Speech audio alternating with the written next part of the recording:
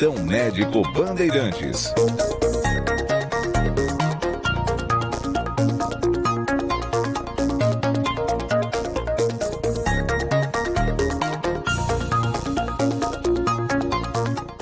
Dez e 6, abrindo o Plantão Médico Bandeirantes de hoje, recebendo o neurologista, o doutor Ivan Okamoto. Tudo bem, doutor?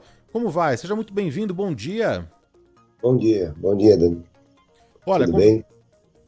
Estamos ouvindo aqui o doutor Ivan Okamoto, ouvindo e vendo, né? A live também aqui, quem acompanha pelo canal do YouTube também tendo a oportunidade de acompanhar a entrevista por vídeo. Convidamos o doutor Ivan Okamoto, neurologista, para falar sobre o Dia Nacional Mundial da Conscientização da doença, né? Da pessoa com Alzheimer. E eu queria começar do começo, doutor, perguntando o seguinte: o que é o Alzheimer? É só, entre aspas, apenas, não é, um apagamento, uma perda de memória, ou vai além disso, hein? Então, só para contextualizar, é o Dia Internacional da Doença. No mundo inteiro se escolheu essa data, 21 de setembro, como o Dia Internacional da Conscientização para a Doença de Alzheimer. E o que é a doença de Alzheimer? A doença de Alzheimer é uma doença degenerativa que acontece no cérebro de algumas pessoas, tá? Mais relacionada com a idade. Então, não é o envelhecimento normal, como muita gente pode pensar, né? Onde essa doença acomete o cérebro dessas pessoas e vai levando a perdas de funções cognitivas. Quais são?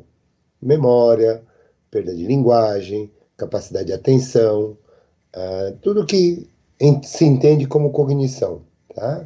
Além disso, a doença pode acometer áreas relacionadas ao comportamento. Eu peço desculpa pela minha voz, é porque estou saindo de uma gripe. Mas o comportamento também pode ser afetado, de acordo com o comprometimento da doença, com a evolução da doença. Eu costumo dizer que é um comprometimento dos últimos 10, 15 anos de vida da pessoa. Ela não morre por conta da doença, mas acaba falecendo por conta de complicações da doença. Então, imobilismo, dificuldade de deglutição, dificuldade de se alimentar, dificuldade de se movimentar, né? de reter urina, fezes, levando a infecções de repetição e acaba tendo essas complicações que acabam levando ao final da vida desse paciente.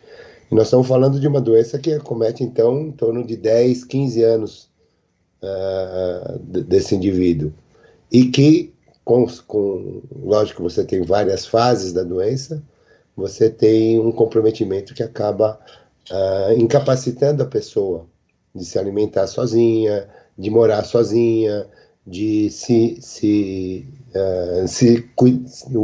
ela acaba perdendo o autocuidado, né? Incapaz de tomar banho, às vezes, incapaz de tomar as suas medicações.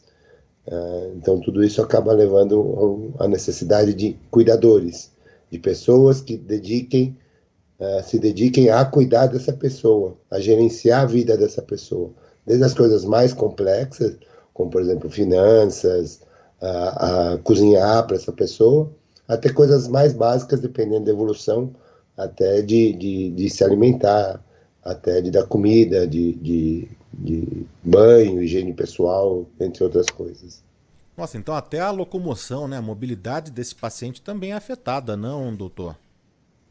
Na evolução da doença, principalmente na fase mais avançada, que a gente chama de fase grave da doença, ou avançada, você pode ter uma síndrome de imobilismo. Essa pessoa meio que como se desaprendesse a andar. Se você pegar a evolução da criança, é como se fosse um espelho, né? Uma teoria da retrogênese, que as últimas coisas a serem aprendidas são as primeiras a serem perdidas. E as primeiras coisas que a pessoa aprendeu, a andar, a sorrir, a comer, são as últimas coisas a serem perdidas nesse indivíduo. Ô, doutor, você estava explicando que são vários os estágios da doença, né? Deve ter ali um estágio inicial, um intermediário, e aí já o mais avançado, que é isso que a gente está falando aqui, que acomete já a mobilidade e a locomoção desse paciente, né? Num estágio inicial, que seria leve ali, quais são os principais sinais que a doença já vai dando aí para esse paciente e que a gente precisa já começar a ligar o alerta, hein? Principalmente, o mais comum é a queixa de memória. Mas não é qualquer queixa de memória, né, Danilo? É uma queixa de memória consistente. Uma queixa de memória que acaba interferindo no dia a dia, na rotina da pessoa. Por exemplo, esquece itens de supermercado, vai fazer uma compra, esquecem vários itens, aí tem que voltar ao supermercado, esquece a senha do cartão do banco, pode começar a se perder em caminhos conhecidos, fica meio perdido, não saber aonde voltar, de não saber de como voltar para casa, por exemplo, né? Até fases mais avançadas. O que caracteriza a fase leve é o comprometimento da rotina, o comprometimento das suas atividades do dia a dia. Isso caracteriza a fase leve da doença, tá? Depois você passa para uma fase moderada da doença, em que a característica é a necessidade de supervisão. Ela consegue fazer as coisas, mas precisa de alguém para estar olhando se ela não deixou o fogo ligado. Precisa estar olhando para alguém se ela vai tomar os remédios. Há uma necessidade da supervisão desse paciente, tá? Até uma fase mais avançada, que é a fase da dependência. Então você precisa, o cuidador precisa trocar, dar banho, dar remédio, alimentar às vezes na boca, tudo isso, né? E a gente ainda tem uma fase mais avançada, dentro da fase avançada chama uma fase terminal, que é uma fase em que o paciente está imobilizado, está na cama, restrito na cama, às vezes se alimentando por uma via alternativa, por uma sonda ou por uma... tudo isso. Doutor, mas uma confusão ali de data, de acontecimentos, de fatos, trocar o nome de pessoas, não se lembrar de algo ali do dia a dia, as palavras elas não vêm, né? Você tem aquele esquecimento, a conversa fica truncada. Tudo isso já é um indício ou não? A gente também não precisa se preocupar dessa forma, porque é normal, né? No meio de uma rotina ali intensa, você trocar nomes ou até se confundir com datas, com eventos. Fala um pouquinho sobre isso, hein? Esse é o ponto, né? Esquecer, todo mundo esquece. Esquece de pagar a conta, esquece um compromisso. Tudo isso vai acontecendo na nossa vida durante a vida toda, tá? Em todas as fases da nossa vida. O problema é quando esse esquecimento começa a ficar muito frequente, começa a ficar repetitivo. Ele começa a interferir na rotina do dia a dia. Então, esses exemplos que eu dei, então, panela no fogo, se perder em caminhos conhecidos, né? Então, não é uma vez, duas vezes. Não, isso começa a se tornar repetitivo, né? As pessoas começam, principalmente os parentes, familiares, cônjuges, filhos, começam a ficar com medo. É melhor não deixar ela sozinha. Ou melhor não deixar ele sair sozinho. Começa a precisar um acompanhamento com esse indivíduo, com esse paciente. Mas isso é rápido, doutor? Essa evolução, né, desses primeiros esquecimentos, dessa confusão, que ela passa a ser mais frequente, você começa já a observar ali todos os dias ou todas as semanas, e desses primeiros sintomas aí, para a evolução mesmo da doença, isso demora e leva alguns anos, uma década, por exemplo, ou não? Já é rápido e é o avanço da doença também? Não. Lógico que você tem rapidamente progressivos, demências rapidamente progressivas. Mas, em média, nós estamos falando dos 10, 15 anos de vida da pessoa, tá? Então, começa aos 70, de uma fase inicial desse quadro, esses pequenos esquecimentos, que às vezes se atribui até à idade. Não, porque está ficando velho, está ficando desatento, porque se aposentou, não sabe o dia, não sabe a data, né? Até a fase avançada da doença, tá? Com grau de dependência, nós estamos falando de 10 a 15 anos de evolução da doença, tá? Antes das medicações, se falava em torno de 8 8 a 10 anos. Com as medicações, você consegue postergar isso em torno de 5, 8 anos, então de 10, 18 anos. Eu tenho pacientes com 20 anos de doença e que estão numa fase moderada, numa fase começando, uma fase avançada, né? Então você realmente... Por outro lado, eu também tenho pacientes que em 5, 6 anos evoluíram rapidamente, mesmo com tratamento. Então, é muito individual. E uma coisa que é importante é a reserva cognitiva que essa pessoa traz, né? O que ela fez, o que ela estudou, do que ela trabalhou, os relacionamentos que ela teve. Isso tudo a gente chama de reserva cognitiva. Então, o melhor exemplo é talvez assim. Se uma pessoa com uma reserva cognitiva alta esquece uma palavra, ele vai achar um sinônimo, achar uma metáfora, alguma figura de linguagem que ele consiga se expressar, né? Uma pessoa com menos recurso, com menor reserva cognitiva, se ele esquece essa mesma palavra, vai ficar nítido que ele esqueceu a palavra.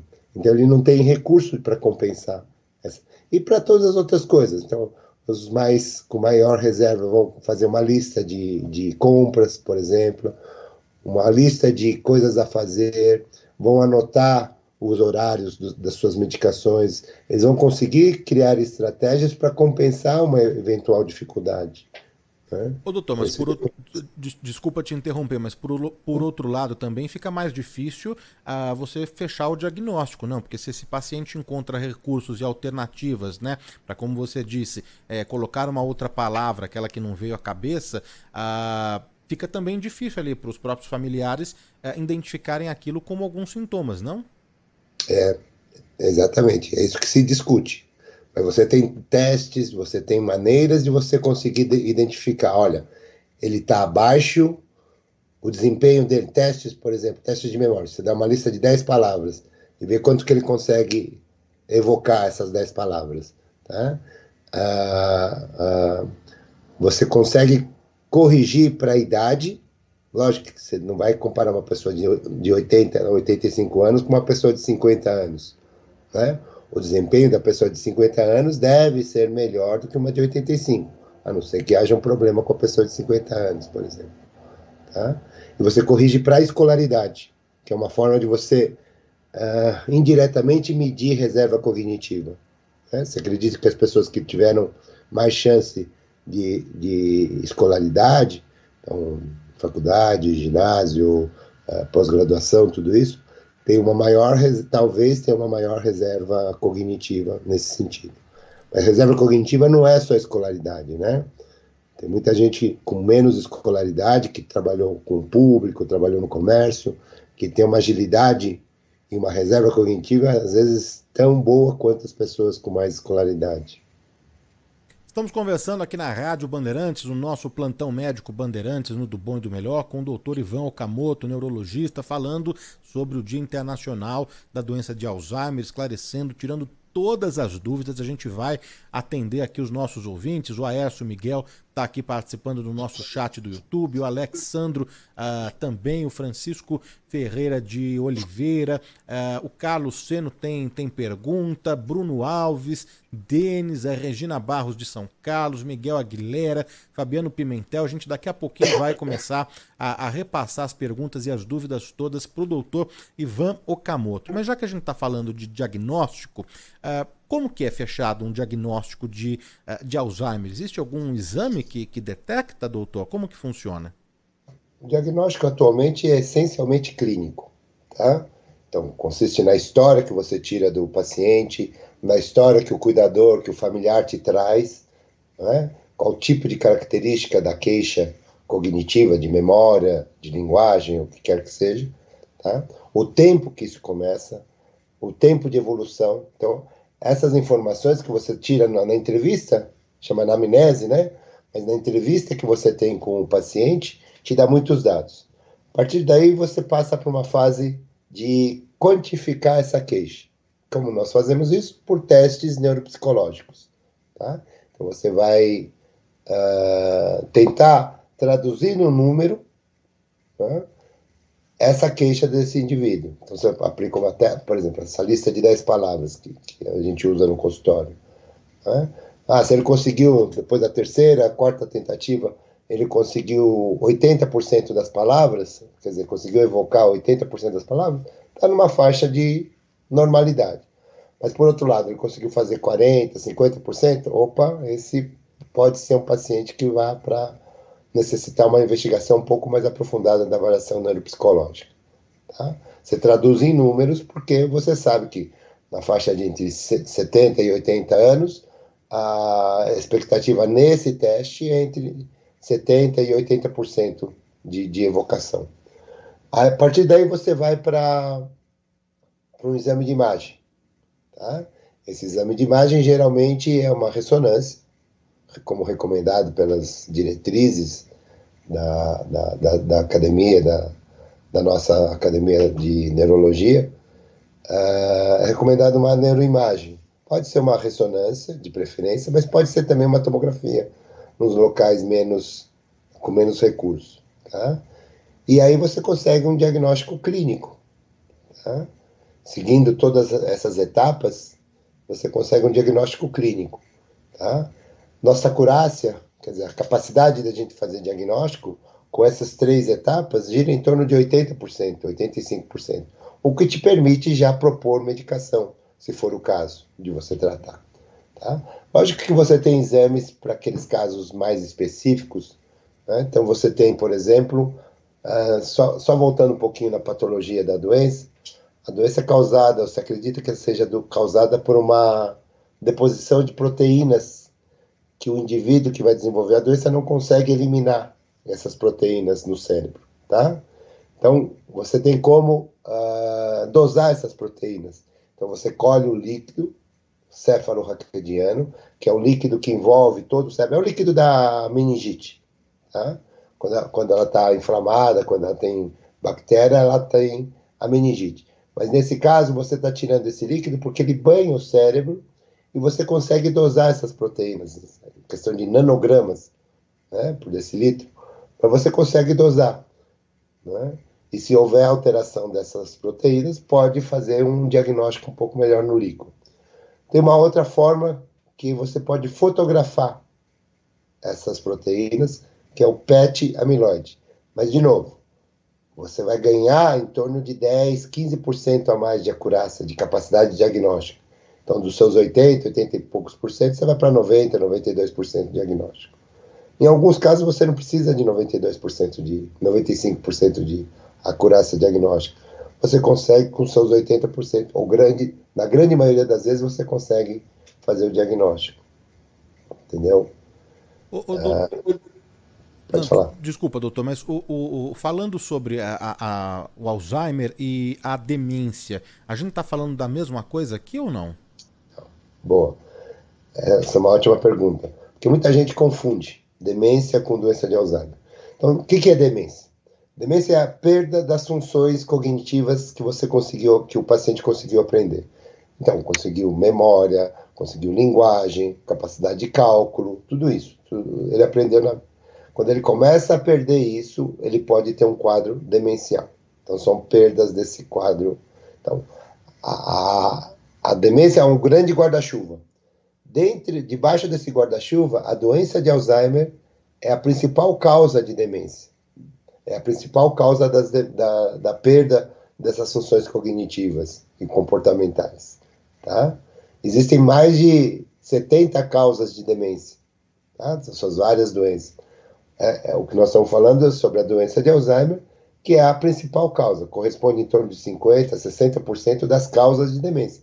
Mas existem outras causas de demência.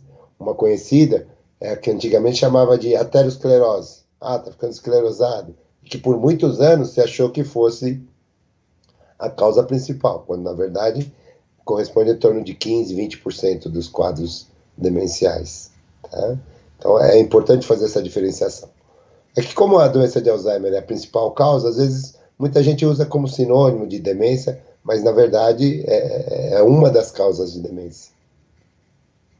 A gente vai atender aqui os nossos ouvintes, ouvinte Bandeirantes, que participa pelo nosso chat do YouTube, também pelo nosso WhatsApp. São muitas as dúvidas, as perguntas aqui dos nossos ouvintes. A gente vai começar a atender aqui. Vou colocar a primeira mensagem que chega aqui pra gente de áudio. Vamos ouvir aqui o que diz o nosso ouvinte pro doutor Ivan Okamoto.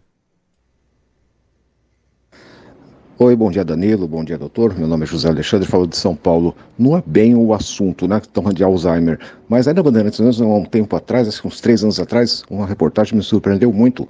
Uma pessoa passou um bom tempo sendo tratada com Alzheimer, até que um médico descobriu que era só fazer um furo na cabeça e tirar água em volta do cérebro. A pessoa voltou normal. Que coisa é essa?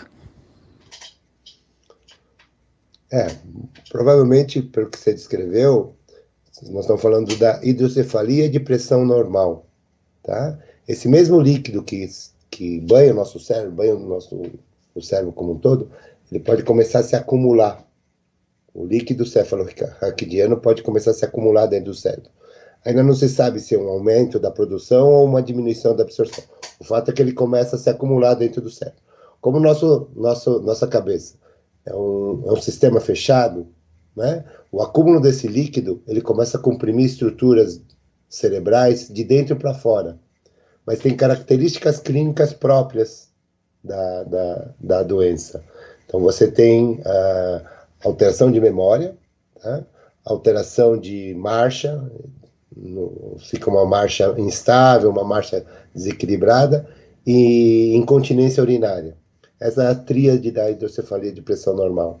Tá? É um diagnóstico diferencial, é uma das causas de demência, tá? Só que é uma causa reversível, porque se você faz uma punção, esvazia, diminui a pressão, ou, mais definitivamente, coloca uma válvula no cérebro dessa pessoa para drenar esse líquido, você corrige esse quadro demencial. Quer dizer, então o efeito físico de compressão de dentro para fora do líquido está comprimindo, você acaba resolvendo por conta dessa colocação de válvula ou de punções repetidas.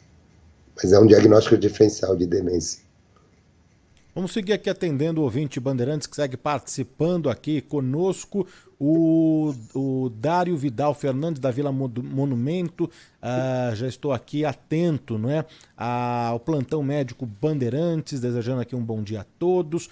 O Antônio Lino, de Itaquera, também estou aqui acompanhando o programa excepcional, ótimo tema. E o ouvinte diz aqui, mal de Alzheimer. Você sabe que numa das entrevistas, num dos plantões médicos, doutor, eu aprendi que caiu já, né, essa expressão mal de Alzheimer? É um trabalho que a gente faz, né? A doença já está tão estigmatizada, ainda você coloca o mal de Alzheimer, né? É muito estigmatizante, né, a doença. Que nem falar câncer, né?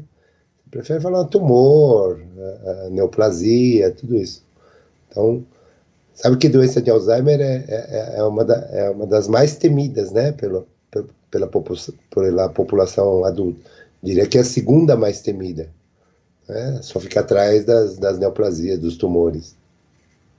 Tem mais perguntas aqui para o nosso convidado, né, o Dr. Ivan Okamoto, hoje falando sobre Alzheimer. Vamos ouvir aqui o que diz o nosso ouvinte. Nilo, bom dia, doutor. O estilo de vida que a gente leva pode complicar para a gente ter Alzheimer no futuro? Ou é um problema genético? Ou não há respostas para isso? Um abraço, Ricardo, de São Paulo. Ótima. Nós temos respostas, sim. Em 95% das vezes, 96% das vezes, não é genético. Ela não é hereditária. Acontece na pessoa, naquela geração. E ela não passa para frente. Tá? Então, existem doenças de Alzheimer de forma genética, familiar, tá? Mas em torno de 4 a 5% somente. Tá? E é uma doença que você ainda não tem exatamente um tratamento definitivo. Agora estão surgindo algumas medicações que você consegue bloquear o processo patológico que acontece no cérebro, tá? Nos últimos 25 anos, a gente tem medicações que conseguem estabilizar o quadro, através de estímulo de neurotransmissores que ainda o paciente tem, principalmente acetilcolina e glutamato, tá? Então, uma doença que não tem um tratamento definitivo, o que se foi procurar, né? Como evitar ter a doença, tá?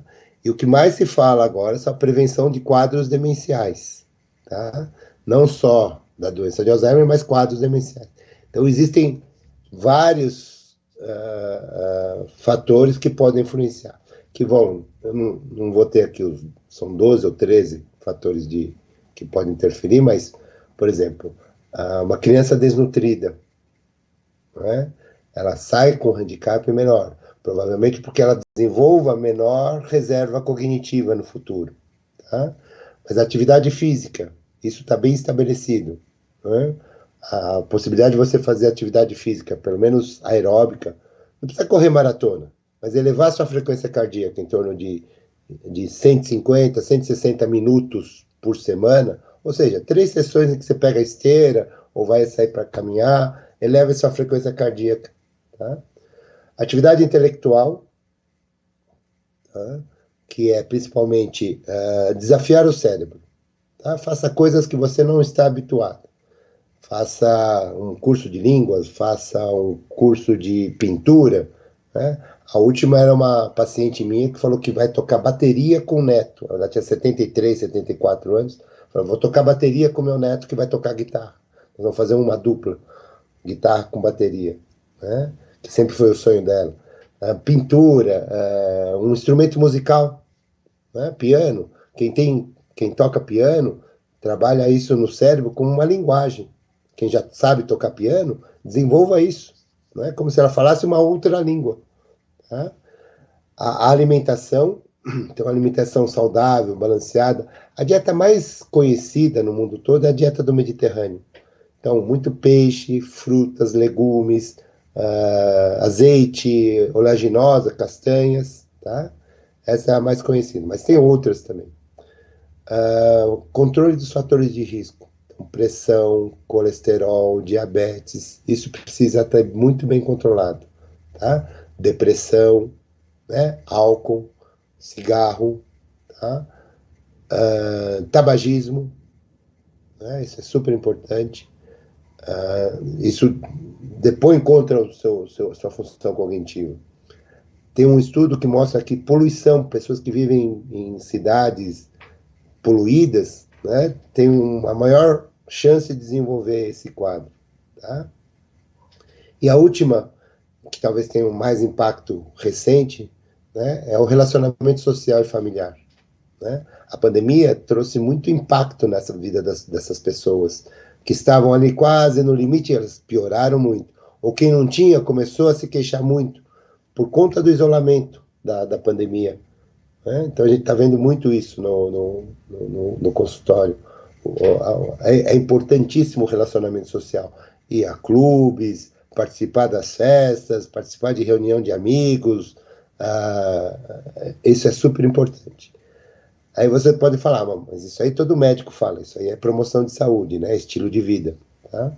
Tem um estudo mostrando que quem conseguir fazer pelo menos 4 desses itens, tá? Não é começar a voltar a passar, tá? Durante 2 anos, em pessoas entre 50 e 70 anos que não tinham queixa de memória. O desempenho deles em testes de memória, como lista de palavras, por exemplo, lista de figuras, tá? Foi muito melhor do que quem fez uma, desistiu, não fez, passou, tá? Então isso tudo é importante, mostrando que o estilo de vida é muito importante para o desempenho cognitivo, para o desempenho de memória. Doutor, mas todas essas atividades, não é?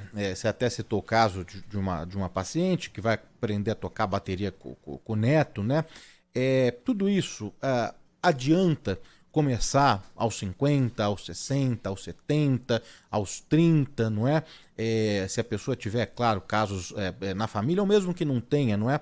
Começar todas essas atividades, palavra cruzada, algum jogo, aprender e desenvolver alguma habilidade, tudo isso, por exemplo, aos 60 anos. Isso adianta e resolve e retarda um possível diagnóstico, uma possível doença aí? Essa é a característica do estudo. Chama estudo Finger. É estudo geriátrico da Finlândia, da Escandinávia. Tá? Deve estar na internet isso. Tá? É um estudo aberto, um estudo científico aberto. Tá? E pegou pessoas entre 50 e 70 anos. Tá? E realmente comprovaram que ele consegue melhorar a reserva cognitiva. É essa a justificativa. Por que essas pessoas melhoraram o desempenho em testes cognitivos?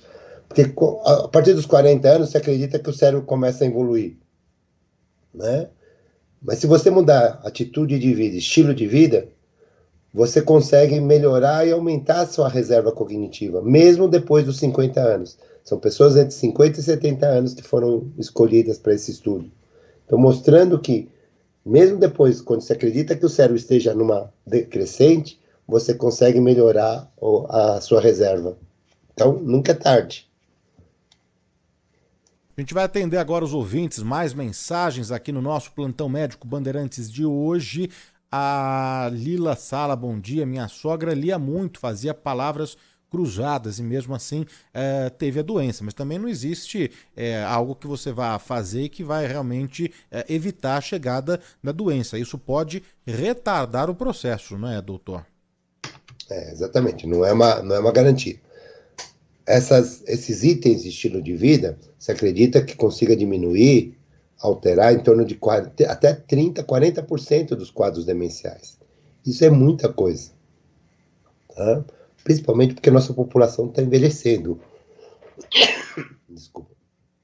Né? Então, se você consegue interferir em 30%, 40% das vezes, isso é um ótimo índice. Tá? Para todas as outras coisas você não consegue, né? Mais mensagens aqui no nosso WhatsApp, vamos ver aqui o que diz o nosso ouvinte, vamos lá. Bom dia, doutora. Aqui é o Elias de Santo André. Eu tenho uma dificuldade muito grande de lembrar das coisas. Estou, inclusive, tomando remédio para a memória. Será que já é Alzheimer? Não vou fazer diagnóstico pelo rádio. Mas eu acho que sim, depende da sua idade, você não me falou a sua idade, mas se isso começa a incomodá-lo, se começa a atrapalhar a sua rotina do dia a dia, esse é um red flag, né? Que a gente chama de um sinal de alerta. É o momento de você procurar se isso está te incomodando, se isso está tá? Para que um profissional consiga fazer um diagnóstico, né? Com aquela chance de acerto de em torno de 80%, para ver se você consegue e começa a usar medicações específicas para isso. Mas e aqueles remédios, aquelas medicações que a gente costuma acompanhar assim, em programas de televisão, por exemplo, ômega 3, vitamina D, qualquer suplemento, isso também ajuda de alguma forma? O ômega 3 falam muito, não é, doutor, que é bom para a memória? É bom mesmo? Se você for pensar na dieta do Mediterrâneo, o que ela é rica? Em ômega 3. Né? Lógico que você não vai conseguir comer peixe todo dia, né? Ômega 3, só para quem não sabe, é a gordura que o peixe acumula, né, para migrar. Então, são peixes que migram. Então, salmão, atum, né, peixes de profundezas, né, e sardinha. O ômega 3 é democrático, né? Então, tudo isso, basicamente, são peixes o acúmulo da gordura do ômega 3 é isso, né? E o ômega 3 faz parte da membrana neuronal, da membrana da célula nervosa. Então, tudo isso pode realmente ser útil. O que não se tem são esses outros polivitamínicos, né? Você não tem uma comprovação, né? Se a dieta é balanceada, se a dieta é equilibrada, eu não recomendo o uso desses suplementos nutricionais. A não ser que exista uma deficiência, por exemplo. Tem pessoas que por algum motivo, por uma gastrite, por uma gastrite atrófica ou por cirurgias prévias, não conseguem absorver vitamina B12. Aí você tem que repor, né? Porque vitamina B12, por exemplo, que está presente na carne, na proteína animal, principalmente, é essencial para a parte cognitiva, para a parte de condução nervosa. né? Então, você tem pacientes com déficit de vitamina B12, é outro diagnóstico diferencial, né? Que acabam tendo. Suplemento, por exemplo, medicações como o hipotireoidismo. O hipotireoidismo também pode levar a um quadro parecido dos quadros demenciais. A falta, então você repõe hormônio tireoidiano, você consegue colocar hormônio tireoidiano, repor o paciente para poder ter um melhor desempenho para o resto do organismo também. A gente está falando de suplementos, né? O pessoal aqui no nosso chat, Regina mandou mensagem aqui perguntando da ginkgo biloba. Tem vários estudos, tem um estudo muito grande, multicêntrico, internacional, que mostra que não tem efeito na parte cognitiva. Ele não mostra, ele só aumentou o risco de sangramento porque ele se interfere na coagulação. Então, se deixou já mais de lado essa coisa. Então, ginkgo biloba, óleo de coco, panela de ferro. Então, tem modismos que acabam porque é uma doença que você não tem um tratamento definitivo, né? Então acabam tendo essas ondas de eu consigo tratar com isso, com aquilo, tal, tem depoimentos, tudo isso, mas não existe uma comprovação científica, né? E isso nós estamos falando em medicina baseada em evidência, né? Eu preciso ter evidência científica para poder mudar minha prescrição, para poder fazer, mesmo medicações que falam que tem muito ômega 3, que tem suplementos alimentares que acabam prevenindo quadros de... Você não tem isso, tá? Comprovação. O doutor Cleusa Muniz de Santos falou aqui, olha, bom dia, doutor. Falam muito só do esquecimento, mas a minha mãe começou com muita teimosia. Se acentuou que ela já era cada vez mais, ficou falante também, e depois o esquecimento em si, né? Tem isso também, doutor? Tem. Como eu falei, a principal característica, eu não saberia te dizer, mas a grande maioria começa com perda de memória. Mas você pode ter começado o paciente pode começar com alteração de comportamento, como, por exemplo, irritabilidade, depressão, é um fator de risco, um sinal inicial, né? A teimosia, geralmente, é por conta da perda do filtro que a pessoa tem, né? Então, ela perde a capacidade de crítica, a capacidade de julgamento. Então, as características psicológicas prévias ficam muito mais acentuadas. Ela perde o freio social, que a gente fala, né? Então, ela acaba sendo muito mais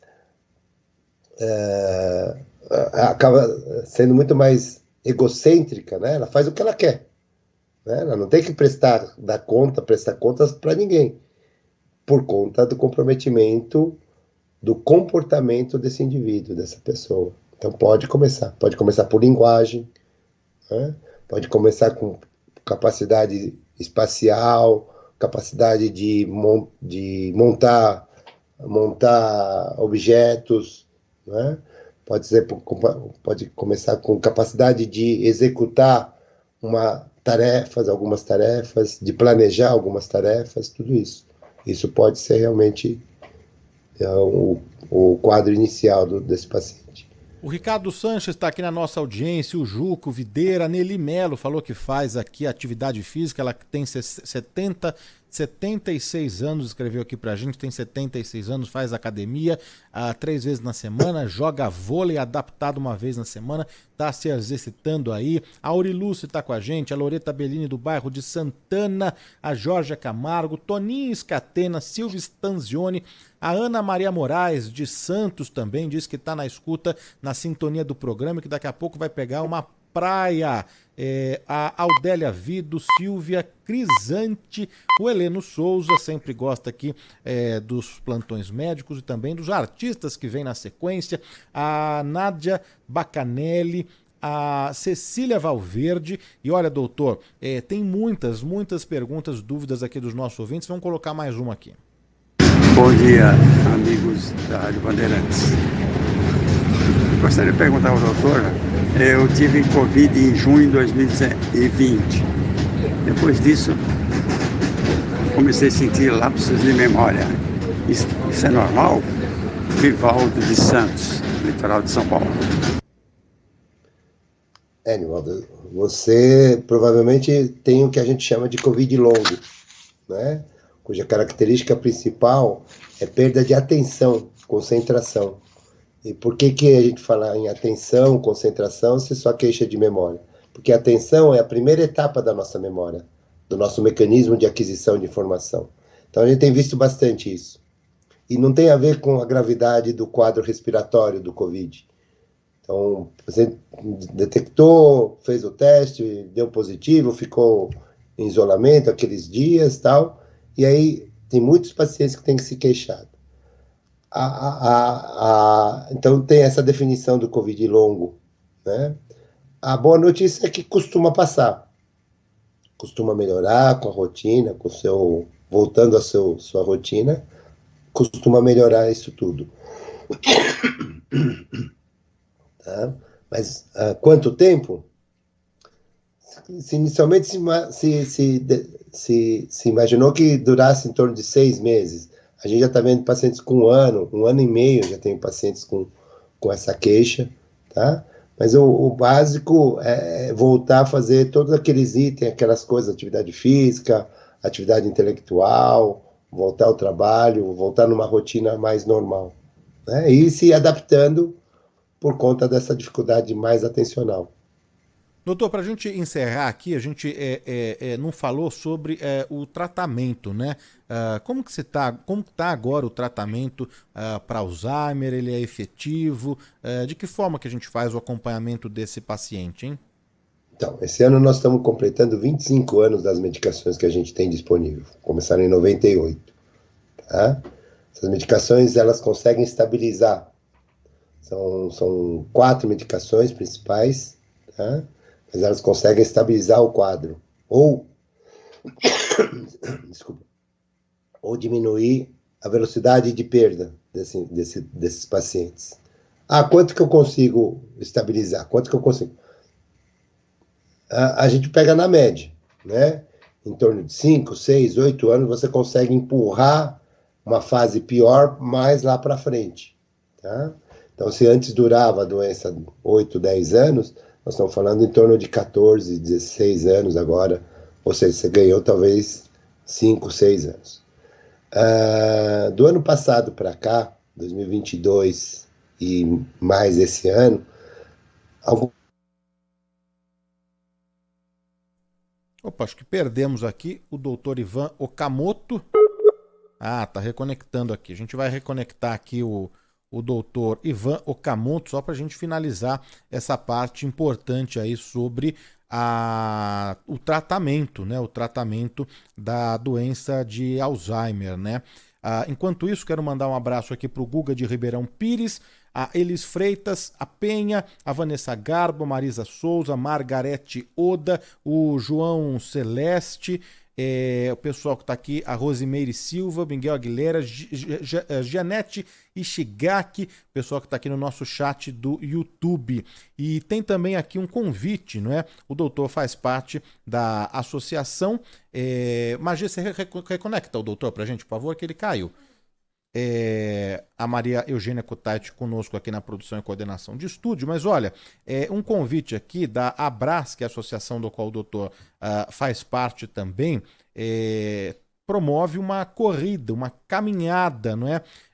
Caminhada em conscientização à doença de Alzheimer. Amanhã, domingo, dia 24, das 9 da manhã às 10, das 9 às 10, o ponto de encontro é em frente ao prédio da Fiesp, Avenida Paulista 1313.